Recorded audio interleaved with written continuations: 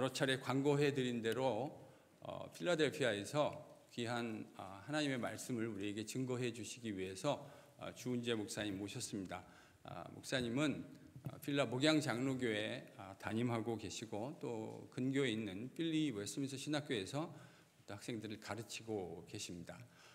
여러분, 제가 알고 있는 분 중에 서사기의 가장 전문가라고 제가 말씀드렸죠. 그래서 오늘부터 4번에 걸쳐서 귀한 하나님의 말씀을 서사기를 가지고 증거해 주실 텐데, 목사님 나오실 때 우리 박수로 환영하겠습니다.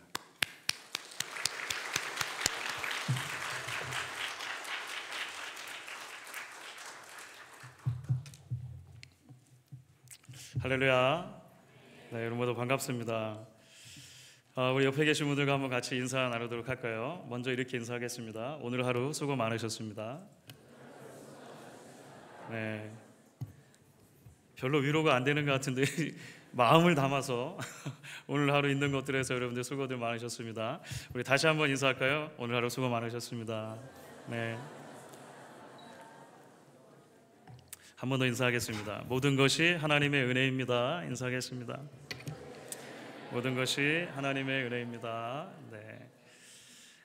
근본 우리 세인트루이스 장로교회 봄 사경회에서 여러분들과 말씀을 나눌 수 있게 되어서 너무나 기쁘고 감사하게 생각합니다. 오랫동안 존경하고 사랑하며 교제했던 우리 이강택 목사님, 벌써 따져보니까 1년 7개월 됐다고 하시네요. 우리 세인트루이스 한인장로교회에 부임하셔서 귀한 말씀으로 계속 교회를 든든하게 세워오신다는 좋은 이야기들을 함께 나누는 가운데 이렇게 우리 공동체를 직접 방문하고 함께 교제할 수 있게 돼서 대단히 감사하게 생각을 합니다. 저와 아내는 오늘 아침에 필라델피아에서 7시 반 비행기를 타가지고요, 집에서 4시에 일어나서 나오긴 했습니다. 아직은 약간 몽롱한 상태일 수가 있으나 시차도 조금 있더라고요. 1시간 시차가 있어가지고요. 그럼에도 불구하고 얼마나 많은 환대를 받았는지 모르겠습니다. 오면서부터 환대해 주신 우리 여러 섬김이들께, 또 교회 리더들께, 성도님들께 감사의 마음을 전해드리고요. 우리가 함께 말씀 나누면서 주님 주시는 귀한 은혜들이 지속될 수 있도록 여러분들 계속 마음 모아서 기도해 주시며 또 기대해 주시며 그렇게 우리 3일 동안의 시간들을 지낼 수 있으면 좋겠습니다. 일전에 저와 제 아내가 매주 기다리는 마음을 가지고 꼭 시청했던 한국의 예능 프로그램이 하나가 있습니다. Sing Again이라고 하는 예능 프로그램이 있어요. 혹시 여러분들 보신 분들 계신지 모르겠습니다. 언더그라운드에서 가수의 꿈을 키우는 이들이라든지, 예전에는 뭐 왕성하게 활동을 했지만 지금은 좀 활동이 뜸한 이들이라든지, 뭐 그룹으로 데뷔를 해가지고 큰 히트곡을 남겼지만 지금은 이렇다 할 이력이 있지 않은 사람들, 또는 어떤 경연 대회에서 훌륭한 성적을 거두고 입상을 했지만 입상 이후에 또 별로 이렇게 활동이 없는 사람들, 하여간 다양한 종류의 소위 말하는 무명 가수들이 이제 다시 한번 가수의 꿈을 키우면서 이제 노래 경연을 펼치는 것입니다. 그래서 제목도 Sing Again이죠. 2020년도부터 그 시즌 1 시작했으니까 그때부터 비교적 최근에 시즌 3까지 아주 재밌게 아내하고 봤던 것 같아요. 그런데 그렇게 도전하는 그룹들 가운데 아주 특별한 그룹이 하나가 있는 것을 보았습니다. 그 그룹이 자기가 불렀던 노래가 자기보다 더 커져버린 가수들입니다. 그러니까 내가 부른 노래의 제목이 그 노래를 부른 가수의 이름보다 더 커져버린 그런 가수들, 그룹들이 꽤 있더라고요. 예를 들어서 뭐 그룹에 속해가지고 음반을 내서 굉장히 그 음반이 잘 됐다든지, 아니면 드라마나 광고의 OST를 부른 사람들입니다. 그러니까 국민들이 전주만 들어도 누구나 알 수 있는 노래예요. 그런데 그 노래를 누가 불렀지? 라고 하면 그 사람 이름은 모르는 거죠. 성경의 인물 가운데 기드온을 생각하면 저는 약간 그런 이미지가 겹쳐 온다 생각을 합니다. 여러분은 성경 여러 인물들 가운데 기드온 이야기를 들으면 무엇이 가장 먼저 생각나십니까? 그렇죠. 우리는 너무 자연스럽게 기드온 하면 300용사 이야기를 떠올리게 됩니다. 자동적인 것 같아요. 아마 주일학교 때부터 우리가 워낙에 많이 들어왔기 때문에 그런 것도 있는 것 같습니다. 그런데 사실은 기드온과 300용사라고 하는 이 이야기가 너무나 커져버린 나머지 사실은 기드온이라고 하는 사람의 진면목, 기드온이라는 사람의 여러 다양한 모습들을 우리가 사실은 놓치게 되는 경우들이 꽤 많다, 이런 생각을 하는 것이죠. 사실은 사사기 자체만 놓고 보았을 때 기드온 이야기는 그 아들 아비멜렉 이야기와 함께 이야기 단위를 이룬다라고 보통 생각을 하거든요. 사사기에 나오는 그 어떤 사사 이야기들 중에도 가장 긴 이야기가 사사 기드온 이야기가 됩니다. 그리고 여러 가지 사사기 전체의 신학적인 주제나 구조를 놓고 보았을 때도 기드온 이야기는 굉장히 중요한 역할을 감당하게 되는 것이죠. 이번 우리 봄 사경회에서 저는 여러분들과 4번에 걸쳐서 이 기드온 이야기를 좀 나누어 보려고 합니다. 물론 그 4번이라고 하는 것조차도 기드온 이야기 전체 안에 담겨져 있는 메시지를 세세하게 살피는 데는 좀 시간이 부족할 거예요.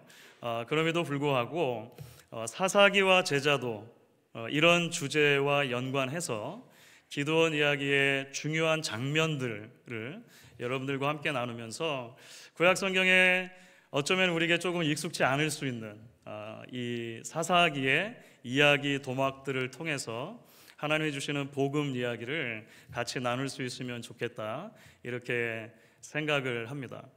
오늘 이제 읽어주신 이야기 사사기 16장 1절부터 16절까지 말씀은 기드온 이야기의 서론에 해당한다고 볼 수가 있겠죠.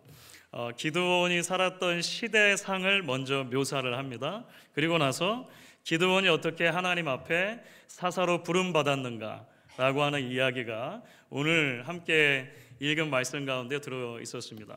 오늘 이야기는 먼저 이렇게 시작을 하죠. 1절 말씀이었는데요. 여러분 같이 한번 다시 한 목소리로 읽어주시면 좋을 것 같습니다. 1절 말씀을 읽겠습니다.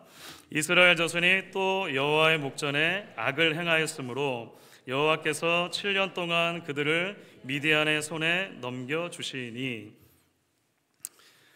이스라엘 자손이 하나님 앞에 범죄했다는 것입니다. 사사기에는 좀 반복되는 이야기가 있는데요. 하나님 앞에 이스라엘 백성들이 범죄했을 때 하나님은 이스라엘 사람들을 이방 민족, 타민족의 손에 넘겨서 압제를 당하도록 허락을 하게 되십니다. 이번 경우에는 이제 미디안 사람들에게 압제를 받았다, 이렇게 되어 있죠.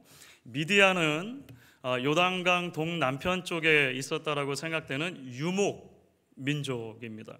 그런데 이 유목 민족들이 이제 이스라엘 땅까지 쳐들어와 가지고요, 그 땅을 7년 동안 지배한 것입니다. 사실 여러분들이 사사기를 혹시 앞에서부터 읽어 오실 수 있는 기회가 있는 분들이 계셨다면, 사실은 이 7년이라는 기간은 지금까지 여러 사사기 이야기들을 비교해 보면 그래도 짧은 기간입니다. 그래도 짧은 기간이에요. 그러니까 첫 사사였던 온니엘 때 메소포타미아 왕 구산 리사다임을 이제 섬기는 일이 있었는데 그때 8년이었거든요. 그 다음은 이제 에훗이라고 하는 사사 시대에 모압 왕 에글론을 섬기는데 18년을 섬깁니다. 바로 직전 사사가 드보라거든요. 드보라 때는 이제 가나안 땅 야빈이 지배를 하게 되는데 당시에는 20년입니다. 그러니까 7년이라고 하면 그 모든 기간들과 비교하면 짧다는 느낌이 들긴 해요. 그럼에도 불구하고 지배를 당한 기간이 짧다고 해서 고통이 덜한 것은 아니었던 것 같습니다. 사실은 미디안에 의해서 지금 압제를 당하고 있는 기드온 당시의 나라의 상황을 놓고 보면 지금까지 사사기에서 당했던 그 어떤 압제의 기간보다도 심각하고 아주 고통스러운 시기를 지났다라고 하는 것을 보게 됩니다. 자, 이유가 뭐냐면 미디안 사람들을 유목민이라고 말씀을 드렸잖아요.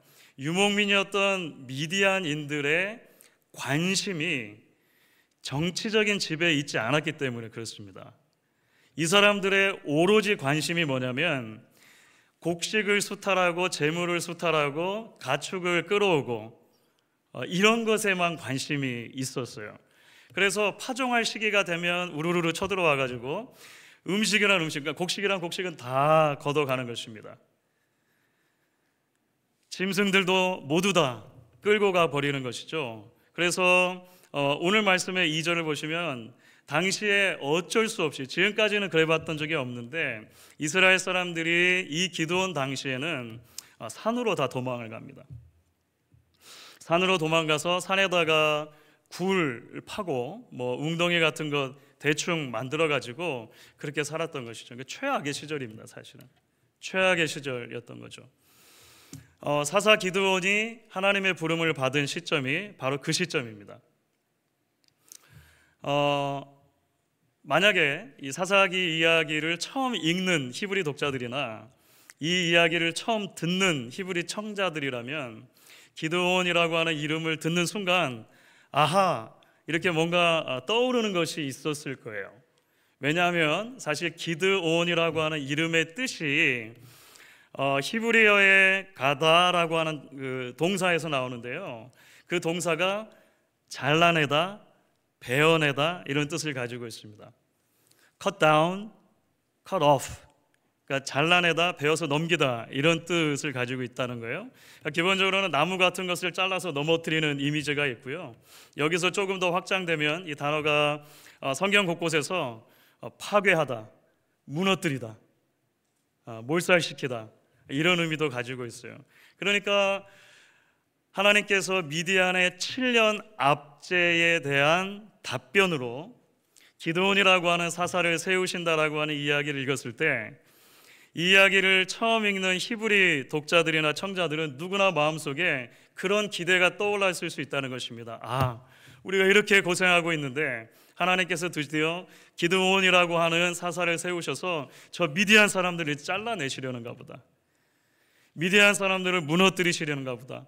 우리를 그렇게 해서 구원해 주시려는가 보다 기대했을 것이라고 하는 것이죠. 자, 그런데 우리가 아까도 말씀드렸던 것처럼 기드온 하면 우리 300용사 이야기잖아요. 300명을 이끌고 가가지고 미디안하고 싸워서 어쨌든 그들을 무너뜨려야 승리를 할 텐데 기드온 이야기가 전쟁 이야기로 곧바로 연결되지 않습니다.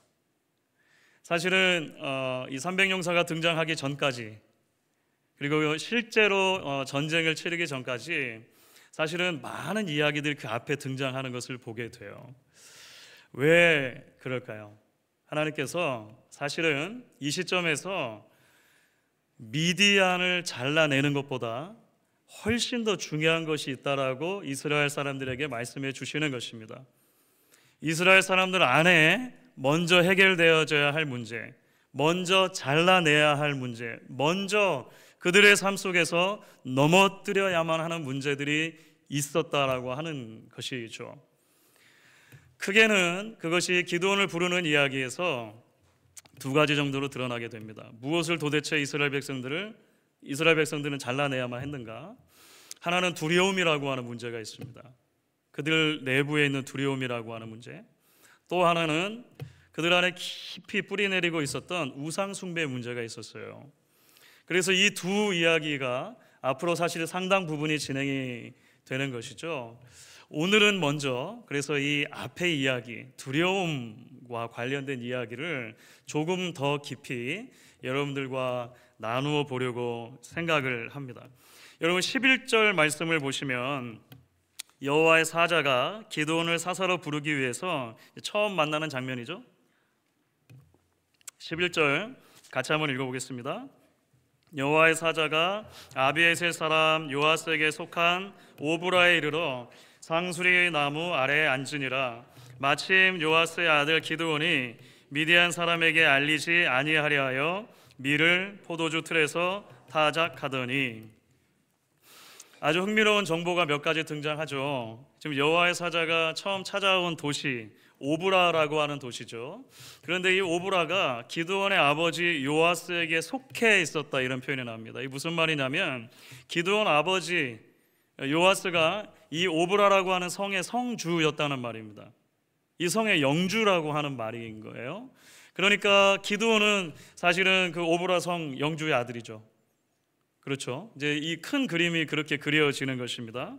그런데 우리가 기드온을 성경에서 처음 만났을 때 그는 왠지 굉장히 위축되어져 있습니다. 겁에 질려 있고 뭔가 의기소침해 있는 모습으로 등장한다라고 하는 거예요. 여호와의 사자가 기드온을 처음 만났을 때 뭘 하고 있었죠? 포도주 틀에서 밀을 타작하고 있었다, 이렇게 되어져 있습니다.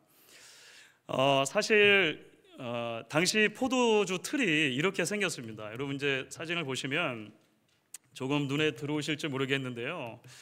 당시 이스라엘 그 지역에서 발굴된 포도주 틀입니다.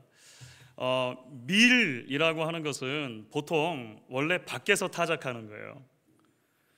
넓은 공터에서. 그러니까 이스라엘 역사에 보시면 보통 밀을 타작할 때는 마을의 바깥에 있는 넓은 공터를 공용으로 사용을 했습니다.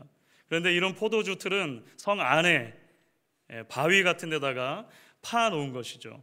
모양새를 보시면 위에 동그란 구멍이 있죠. 그리고 가운데 이렇게 통로가 있고 아래에 좀 더 큰 네모난 깊은 구덩이가 있습니다. 어떻게 포도주를 만들었을까요? 그렇죠. 옛날부터 밟아서 만든 거예요. 어떻게 하셨어요? 맨 위에 있는 저 동그란 곳에다가 포도를 넣겠죠. 사람들이 밟는 것입니다. 그럼 가운데 통로를 통해서 아래 그 큰 통으로 포도즙이 쌓이고 그것을 모아다가 발효시켜서 포도주를 만들게 된 것이죠. 역사를 보시면 이제 시대에 따라서 또는 지역에 따라서 조금 더 하이 퀄리티 포도주를 만들고 싶은 사람들도 있었을 것 아닙니까? 그렇죠? 어떻게 하면 될까요? 구덩이를 여러 단계를 파는 거예요. 그러면 점점 더 좋은 와인을 밑으로 내려가지고 그걸 나중에 걸러서 이렇게 만들었다라고 하는 것이죠. 자, 여러분, 기드온이 포도주 틀에서 밀을 타작하고 있었다는 게 어떤 모습인지 좀 그려지세요? 기드온이 어디 있는 거예요 지금? 그렇죠. 요 밑에 요 구덩이에 이제 뭐 포도도 다 가져가고 포도주를 만들 상황도 아니고요. 그래서 누가 볼세라 이 안에 그 구덩이에 숨어 가지고 밀을 타작하고 있었다는 것입니다. 사실은 여기서 사용된 밀을 타작하다라고 했던 그 타작하다는 동사가 사실은 구약성경 전체를 놓고 봤을 때 밀을 타작할 때는 잘 사용하지 않는 단어입니다. 이 동사 자체가 좀 특별합니다. 그러니까 밀을 타작한다는 것은 말씀드렸던 것처럼 공터에서 나무 같은 거 둥치에다가 이렇게 밀 단을 전체를 때려가지고 이렇게 밀을 타작하는 거거든요.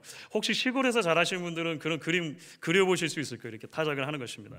그런데 여기서 밀을 타작했다라고 하는 단어는요, 시골에서 사실 콩이나 깨 같은 거를 거두면 막대기로 이렇게 때려가지고 거두죠. 떨죠. 사실은 떨다라고 할 때 사용되는 단어입니다. 그러니까 이스라엘 사람들이 보통의 경우는 그렇게 밀을 타작하지 않는 거예요. 그러니까 누가 볼세라 이 포도주 틀에 숨어가지고 누가 혹시라도 들을세라. 그렇죠. 밀을 나무 막대기 가지고 살살살살살살 이렇게 털고 있는 모습인 거죠.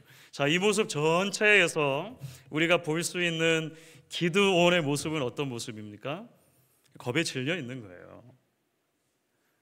의기소침하고 다운되어 있는 것이죠. 그런데 놀랍습니다. 바로 그때 여호와의 사자가 나타나서 기드온을 부르죠. 기드온을 부를 때 대뜸 이런 인사로 먼저 오늘 말씀을 보시면 시작합니다. 큰 용사여 여호와께서 너와 함께 계시도다. 자, 우리는 지금까지 기드온이 어떤 모양으로 있었는지를 다 봤어요. 설명해드린 모습 그 어느 하나 가운데 기드온에게 큰 용사여 라고 불러줄 만한 조건이 있습니까? 그럴 만한 그에 합당한 모습이 도대체 어딨냐라고 하는 거예요. 그래서 구약을 연구한 학자들도 고민되는 거예요. 도대체 이게 무슨 의미가 있을까? 큰 용사요, 이게 무슨 의미일까? 그래서 일부 학자들은 이것을 이렇게 해석합니다. 이게 사실은 조롱하는 것이다. 아유, 큰 용사 나셨네, 이 정도 의미인 거예요. 우리가 뭐 이렇게 여러 가지 이런저런 얘기하다 보면 아이고 애국자 나셨네. 식당에서 우리가 음식 먹다가 조금 까다롭게 아유 요리사 나셨네, 미식가 나셨네, 이렇게 할 수 있잖아요. 그러니까 지금 여기서 나타나는 이 모습을 보고 아이고 큰 용사 나셨네, 이 정도 어감으로 천사가 말했을 것이다 라고 하는 거예요.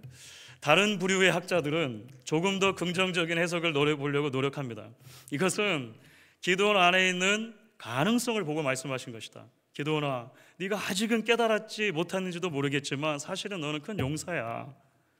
내 안에 있는 그 큰 용사됨을 발견해야 돼. 이렇게 생각하는 학자들도 있다는 것이죠. 자, 여러분, 그런데 이 두 가지 해석 모두 다 조금씩의 문제를 가지고 있어요. 여러분 어떻게 생각하십니까? 가장 큰 문제는 뭐냐면 사실은 오늘 12절 본문 자체에서 하나님께서 이 기드온을 큰 용사라고 불러주시는 이유를 설명하고 있는데 그것을 놓치고 있다는 것입니다. 그러니까 본문 자체 해설을 놓치고 일단은 이 생각을, 요즘 세대 말로는 피셜이죠, 뇌피셜. 일단은 생각을 한 거예요. 여러분, 사실 오늘 본문에 답이 나와 있습니다. 왜 큰 용사라고 부르십니까? 여호와께서 함께 계시도다. 기드온이 지금 큰 용사로 불림받는 유일한 이유는 뭐냐면 하나님께서 그와 함께 하시기 때문입니다. 하나님께서 기드온을 택하기로 작정하셨기 때문이고 하나님께서 기드온을 사용하기로 결단하셨기 때문이고 하나님께서 이 기드온을 통해서 연약한 사람이고 연약한 민족이지만 다시 한번 구원을 허락해 주시기로 마음 먹으셨기 때문에 그렇다는 거예요. 히브리어의 원래 어순도 사실은 그렇게 되어 있습니다. 여호와께서 너와 함께 하시도다, 큰 용사여. 이 히브리어 어순입니다. 여호와께서 함께 하시도다, 큰 용사여. 여러분, 그래서 14절 말씀이 중요합니다. 14절 말씀 같이 한번 읽어볼까요? 여호와께서 그를 향하여 이르시되 너는 가서 이 너의 힘으로 이스라엘을 미디안의 손에서 구원하라. 내가 너를 보낸 것이 아니냐 하시니라. 이제 우리는 알 수 있습니다. 이 너의 힘으로 라고 했을 때 이 말 자체가 기드온 자신의 힘을 말하는 게 아니라는 거예요. 기드온 안에 있는 어떤 잠재력과 능력, 가능태를 보시고 그것을 네가 열심히 가꾸어서 주의 구원을 네가 한번 이루어 봐라, 이렇게 말씀하시는 게 아니죠. 내가 너를 보낸 것이 아니냐 라고 하는 말씀에서 드러나는 것처럼 하나님이 함께 해주시는 힘으로가 전제된 것입니다. 기드온이 이것을 오해합니다. 15절을 보면 기드온이 이렇게 말하는 장면이 나와요. 제가 한번 읽겠습니다. 오 주여, 내가 무엇으로 이스라엘을 구원하리이까? 보소서, 나의 집은 므낫세 중에서 극히 약하고 나는 내 아버지 집에서 가장 작은 자니이다. 기드온이 여전히 자신을 보고 있는 거예요. 그러니까 기드온의 시선이 지금 누구에게 계속 머물러 있냐면 나에게 머물러 있어요. 물론 말씀드렸던 것처럼 사실은 이것도 약간은 과장됐습니다. 기드온의 아버지는 오브라라고 하는 성의 영주예요. 우리가 내일 그 이야기를 좀 더 살펴보게 될 것인데 굉장히 중요한 사실입니다. 그 오브라 성의 주인이란 말이죠. 그 성의 아들이에요, 자기는. 그럼에도 불구하고 늘 지금 이 시대를 살아가는 모든 이스라엘 백성들이 그런 것처럼 기드온은 자기를 누구와 비교하고 있는 거냐면 미디안하고 비교하는 거죠. 미디안이 너무 커 보이는 거예요. 적이 너무 강력해 보이더라고 하는 것입니다. 그래서 하나님께서 이때 다시 한번 말씀하십니다. 여러분, 세 번째입니다. 그죠? 하나님 세 번째 말씀하시는데 16절입니다. 같이 한번 16절을 읽겠습니다. 여호와께서 그에게 이르시되 내가 반드시 너와 함께 하리니 내가 미디안 사람 치기를 한 사람 치듯 하리라 하시니라. 내가 반드시 너와 함께 하겠다. 다시 한번 말씀하시죠. 여러분 혹시 박웅현 씨라고 들어보셨습니까? 박웅현 씨의 8단어라고 하는 책이 있습니다. 책이 이렇게 생겼어요. 8단어. 이분도 약간 그 제가 처음에 말씀드렸던 케이스하고 비슷할 수 있어요. 박웅현 씨의 이름을 모르지만 이 박웅현 씨가 만들어낸 카피 광고는 여러분들이 들어보셔도 가능성이 굉장히 많습니다. 이분이 한국의 굉장히 유명한 광고 카피 라이터거든요. 이분이 만든 게 이런 거 있어요. 잘자 내 꿈꿔. 이래도 안 놀라시면 큰일인데. 이분이 만든 거예요. 잘자 내 꿈꿔. 조금 예전에 옷 광고였는데 그녀의 자전거가 내 가슴 속으로 들어왔다. 혹시 아세요? 빈땡. 그렇죠. 그녀의 자전거가 내 가슴 속에. 심지어 이분이 나이는 숫자일 뿐이다. 이것도 한국에서 카피로 만든 분은 이분이세요. 굉장히 유명한 분이죠. 이 8단어라고 하는 책은 이분이 이제 강연한 것을 모아서 정리해서 이제 책으로 낸 것인데요.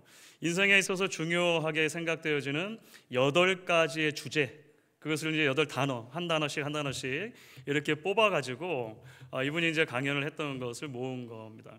그런데 그 책의 첫 번째 그 꼭지가 자존과 관련된 것입니다. self-confidence죠. 자존과 관계된 거예요. 건강한 자아상, 건강한 자존감을 갖는 것이 우리 인생에 대단히 중요하다. 이런 이야기를 이제 박웅현 씨가 그 책에서 하세요. 그러면서 이 책에서 그런 이야기를 하시더라고요. 여러분, 삶의 기준점을 당신 바깥에 찍지 말고 당신 안에 찍으십시오. 이런 말합니다.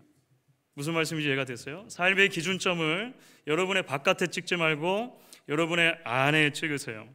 그러니까 남과 비교하는 것이 너무 일상화된 우리 시대 아닙니까? 그러니까 남과 여러분 자신을 비교하지 말고 다른 사람이 만들어 놓은 기준이나 상자에다가 자신을 가두지 말고 자신 안에 있는 빛을 여러분 계속 찾아가십시오. 그렇게 말해요.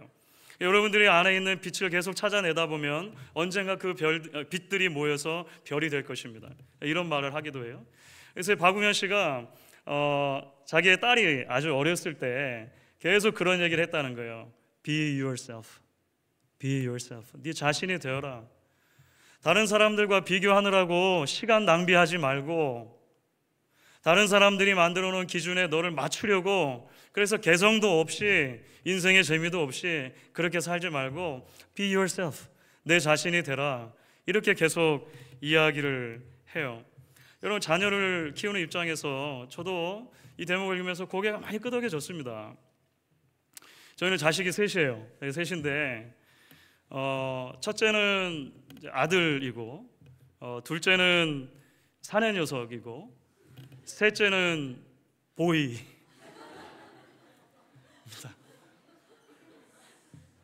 분명히 이제 나중에 예배 마치고 돌아가면 이제 제 아내의 손을 꼭 붙잡고 아이고 하시는 분들 계실 거예요. 뭐 지금 이제 많이 장성해서 25살, 24살, 19살 그래요. 막내가 작년에 대학을 가서 요즘에 이제 제가 어디 출타를 하게 되면 아내하고 좀 같이 이렇게 가능한 대로 움직이려고 하고 있습니다. 같은 배에서 태어난 그것도 다 아들들이잖아요. 근데 얼마나 서로 다른지 몰라요. 얼마나 서로 다른지 몰라요. 그래서 이 아이들을 자랄 때 서로 비교하지 않고 그 엄치나 뭐 이렇게 비교하지 않고 그 아이들이 각자에 있는 삶의 리듬과 삶의 박자를 잘 찾아서 아이들의 삶을 잘 읽어갈 수 있도록 부모가 배려하고 존중하고 응원해 주는 것이 중요하다라고 하는 것을 생각했고 그래서 그런 부분들에 대해서 대단히 격하게 공감이 되기도 한다는 것이죠. 여러분들도 아마 공감하시는 분들이 꽤 되실 것 같습니다. 그런데 여러분 아십니까? 신앙인인 우리가 여기서 한 걸음을 더 나가서 좀 더 생각해 보아야 할 것이 있습니다. 여러분, 우리의 자존감이 성경적인 의미에서 진정한 자존감이 되려면 단지 내 안에 기준을 세우는 것으로 충분하지 않다는 것입니다. 그 이유가 무엇일까요? 우리는 모두가 다 죄인이기 때문에 그렇습니다. 언젠가 아름답다라고 하는 단어의 어원과 관련해서 글을 하나 읽은 적이 있어요. 그거를 보니까 아주 재미있는 게 있더라고요. 세종대왕 시절이죠. 15세기 석보상절이라고 하는 그 문헌에 보면 아름답다라고 하는 표현이 아답다로 적혀져 있대요. 여기서 아는 나 아자를 쓰는 거예요. 나 아자를 써서 아답다 이렇게 돼 있다는 거예요. 그러니까 어떤 시인이 그것에 착안을 해가지고 내가 가장 나다울 때 가장 아름다운 것입니다. 이런 말을 한 시인이 있었어요. 내가 가장 나다울 때 가장 아름다운 것이다. 여러분들은 가장 여러분다울 때 가장 아름다운 것입니다. 이렇게 말하는 사람이 있었다는 거죠. 그래서 아마 아름답다의 어원을 여러 가지로 찾을 수 있겠지만 그 중에서 비교적 최근 들어서 가장 많이 인용되는 그런 어원 중에 하나가 아닌가 제가 그렇게 생각을 합니다. 삶의 기준점을 당신 바깥에 찍지 말고 안에 찍어라 라고 하는 그 박웅현 씨 말하고 일맥상통하죠. 크게 다르지 않죠. 그런데 여러분 아십니까? 성경이 말하는 인간론은 조금 다른 각도에서 이 문제를 접근합니다. 여러분, 인간이 아름다운 가장 본질적인 이유가 무엇일까요? 우리가 아름다운 존재가 맞다면 우리가 아름다운 가장 본질적인 이유가 뭐냐는 것입니다. 그것은 우리가 다름 아닌 하나님의 형상으로 창조되었기 때문에 그렇습니다. 그것이 성경이 일단 우리에게 전해주는 전제라고 하는 거예요. 사실 우리의 본질은 끝까지 파고 들어가면 흙일 뿐입니다. 그런데 하나님께서 그 흙으로 당신의 형상대로 인간을 만드셨다는 거예요. 저와 여러분을 만드셨다는 것이죠. 우리 안에 하나님의 호흡을 불어넣어 주셨다는 것입니다. 우리가 생명을 가지고 이 땅을 살아갈 수 있도록 하나님이 그렇게 불러주셨다는 것이죠. 우리가 아름답다라고 하는 것의 출발점은 어디냐면 하나님의 형상으로 지음받은 우리의 본질적인 존재 자체에 있다라고 하는 것입니다. 그런데 여러분, 성경의 이야기가 거기서 끝나지 않죠. 인간이 죄로 인해 타락하게 됩니다. 타락하게 되면서부터 어떤 일이 벌어지냐면 그 하나님의 형상이 파괴되고 무너지게 되는 거예요. 여러분, 성경을 읽으시다 보면 그래서 창세기 3장 이후로 인간의 역사가 펼쳐질 때 모든 인간의 역사는 인간이 나다우면 나다울수록 하나님에게서 멀어지는 역사입니다. 나의 욕망에 충실하면 충실할수록, 나의 감정에 충실하면 충실할수록 사람은 하나님에게서 멀어지는 존재가 된다라고 하는 것이죠. 왜냐하면 마틴 루터가 말했던 것처럼 죄인인 인간의 가장 본질적인 참상, 실존은 뭐냐면 자기 안으로 굽어진 존재가 되었기 때문에 그렇습니다. 라틴어를 써서 죄송한데 이게 호모 인쿠르바투스 인세라고 하는 표현을 썼습니다. 사실 오랜 종교개혁 역사에서 썼던 표현인데요. 자기 안으로 굽어진 인간, 자기 안으로 굽어졌다는 것입니다. 성경에서 아마 사사기만큼이나 그런 죄악된 인간들의 참상을 잘 적나라하게 보여주는 책도 아마 없을 것입니다. 사사들도 문제이고 백성들도 문제가 돼요. 자신의 욕망에 충실하면 충실할수록 하나님에게서 멀어지는 것입니다. 내가 나다워지면 나다워졌어요. 여러분, 사사기 이야기 중에서 제일 나다운 사람이 누군지 아십니까? 삼손이죠. 삼손, 하여간 하고 싶은 거 다 하는 것 아닙니까? Be yourself. 하고 싶은 거 다 하는데 하나님에서 가장 멀어져 있는 사사가 되죠. 결국 사사 이야기를 보시면 계속해서 이 사이클이 돌아가는 것을 보게 돼요. 인간이 하나님 앞에 범죄하는 것입니다. 하나님이 진노하셔서 이방인 손에 팔리게 되시죠. 하나님이 어쨌든 사사를 세우셔 구원해 주십니다. 일정 기간 평화가 찾아옵니다. 그런데 그 평화가 지속되지가 않아요. 또 범죄하고 또 범죄하고 계속해서 대사사 6명, 소사사 6명, 사사들의 이야기는 그렇게 아래로 향해서 나선형을 그리며 점점점 문제가 커진다라고 하는 것이죠. 그렇기 때문에 여러분, 오늘 하나님께서 기드온을 불러주시는 이 이야기를 통해 우리가 먼저 기억하고 싶은 것이 이것입니다. 죄인의 참된 소망이 어디에 있는가라고 하는 것입니다. 죄인의 참된 소망은 내 안에 흔들리지 않은 확고한 기준을 세울 만큼 성장한 나가 아니라 연약하고 뒤틀려 있음에도 불구하고 포기하지 않으시고 우리와 함께 하시는 하나님께 소망이 있는 것입니다. 죄인들을 포기하지 않으시고 계속해서 찾아오시는 하나님, 끊임없이 인내하시며 자기 자신을 주시는 그 하나님께 우리의 소망이 있는 것이죠. 우리는 성경 이야기가 계속해서 펼쳐져 나가는 가운데 보게 됩니다.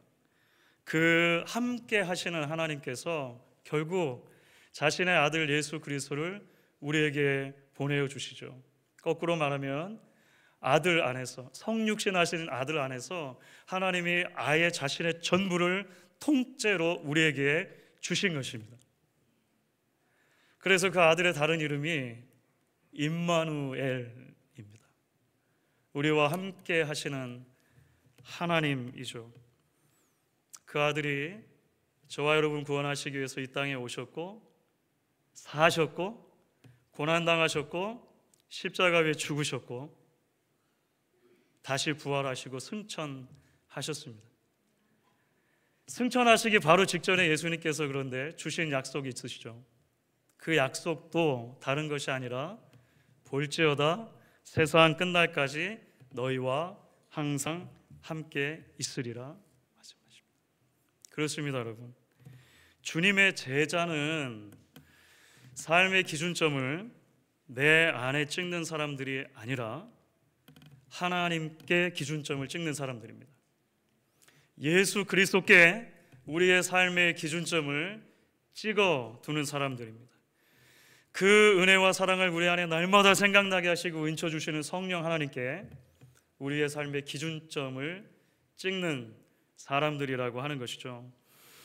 우리 강택 목사님도 잘 아시는 뉴욕에서 목회하시는 우리 좋은 친구 목사님 하나가 있어요. 그분이 비교적 최근에 책 하나를 쓰셨는데 두 번째 책이에요, 본인의. 그 책의 제목이 춤추는 고래는 행복하다라고 하는 책입니다. 첫 번째 책은 거북이는 느려도 행복하다. 주로 짐승 시리즈로 우리 친구들 모일 때마다 맨날 계속 짐승. 근데 여러분 보시면 굉장히 좋은 게 많아요. 춤추는 고래는 행복하다라고 하는 책에서 이런 대목이 나와요. 그 친구 목사님 이런 얘기를 하십니다. 참된 신앙이란 스스로에 대한 확신과 자신감이 아니라 주님에 대한 확신과 자신감이다. 말하자면 자신감이 아니라 주신감이다. 이런 말씀하십니다. 여러분 오늘 설교 제목의 비밀이 좀 풀리셨습니까? 제가 우리 목사님께 언뜻 들었는데 이 도대체 무슨 뜻일까 그동안 고민했던 분들이 많으셨다고 들었어요. 그러니까 self confidence가 아니라 Christ confidence. 자신감이 아니라 주신감. 그것이 우리에게 참 소망이다라고 부르시죠. 오늘 말씀 가운데 말씀드린 것처럼 하나님께서 세 번 기드온에게 내가 너와 함께한다 말씀하십니다. 미디안 앞에서 두려워하는 기드온에게 또 자신의 있는 것만을 바라보며 머뭇머뭇하는 기드온에게 하나님께서 네가 아니라 나를 봐라. 지금 너에게 기드온으로 대표되는 이스라엘 전체죠. 필요한 것은 자신감, 그런 알량한 것 말고 진정한 의미에서 주신감이다 말하는 것입니다. 칼릴 지브란이라고 하는 시인의 두려움이라고 하는 시가 있어요. 칼릴 지브란이 이런 시를 씁니다. 이해하기가 키가 어렵지는 않으실 거예요. 바다로 들어가기 전 강물은 두려움에 떱니다. 강은 지나온 길을 되돌아봅니다. 산의 봉우리들에서부터 시작해 숲과 마을을 가로질러 굽이굽이 흐르는 길을 따라온 여정을 떠올리며, 그리고 그 앞에는 끝없이 넓은 바다가 펼쳐져 있습니다. 바다에 들어간다면 자신이 사라질 것 같은 두려움이 엄습합니다. 그러나 다른 길은 없습니다. 강물은 뒤로 돌아갈 수 없습니다. 강은 위험을 무릅쓰고 바다로 들어가야만 합니다. 그제서야 두려움은 사라질 것입니다. 강이 깨닫게 되는 것이니까요. 그것은 바다 속으로 사라지는 것이 아니라 바다가 되는 길임을. 여러분, 인생의 기본값은 불확실성이죠. 여기 앉아 계신 성도님들 누구라도 내일을 미리 살아보신 분은 아무도 없으실 것입니다. 가장 연세가 많으신 분들이나 가장 나이가 어린 우리 자녀들까지도 내일을 미리 살아본 사람은 이 자리에 아무도 없으십니다. 그래서 불확실한 인생을 맞는 우리들의 기본 정서가 있다면 두려움일 거예요. 거기에 삶의 여러 이런저런 문제들이 더해지기도 하죠. 돈 문제나 사업의 문제, 관계 문제, 자녀 문제, 공부 문제, 꼬리에 꼬리를 물고 일어나기도 할 것입니다. 지금도 생각해보면 여러분들을 지금 당장 위축하게 하고 의기소침하게 하고 머뭇머뭇하게 만드는 이런 그런 것들 누구나 하나쯤 가지고 계시지 않습니까? 오늘 말씀 묵상하면서 이 칼릴 지브란의 시가 떠올랐습니다. 사랑하는 여러분, 주신감의 제자도라고 하는 것은 결국 나의 과거와 현재와 미래 전부를 하나님께 통째로 던져 넣는 것입니다. 나와 함께 하셨던 하나님, 나와 지금도 함께 하신다 약속하신 하나님, 영원토록 함께 하시마 확신을 우리에게 주신 그 하나님께 내 삶의 모든 이야기를 던져 넣어 우리가 앞에 찬양했던 것처럼 나의 인생을 통해 하나님의 이야기가 써지는, 하나님 나라가 계속해서 확장되어져 가는 꿈을 함께 꾸는 것입니다. 여러분께 그것도 두려울 수 있습니다. 그 이야기를 내일 더 하게 될 거예요. 그러나 기억하십시오. 하나님께서 아들 안에서 이미 자신의 전부를 던져 우리에게로 오셨습니다. 그리고 지금도 우리와 함께 하시겠다 약속하시는 것이죠. 주님 주시는 그 약속의 말씀을 붙들고 위로부터 오는 주신감으로 오늘 다시 한번 일어서시는 저와 여러분 되실 수 있기를 주의 이름으로 축원하겠습니다. 함께 기도하겠습니다.